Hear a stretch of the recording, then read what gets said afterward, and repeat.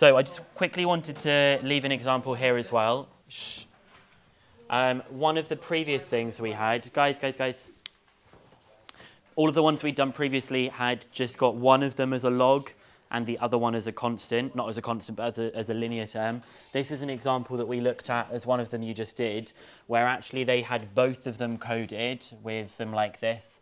So you've got one with log t and one with log n. When you have a double coding like that, it may not represent an exponential curve. In fact, it may either represent something that looks like this or something that looks like this, but not an exponential one, maybe like a parabola, maybe some other kind of power, okay?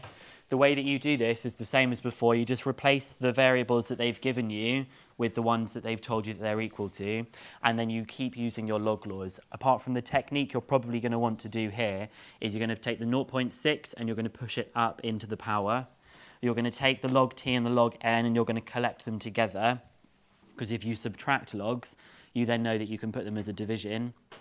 Then to get rid of the log, you just do 10 to the power of, and 10 to the power of minus 0.301 is 0.5.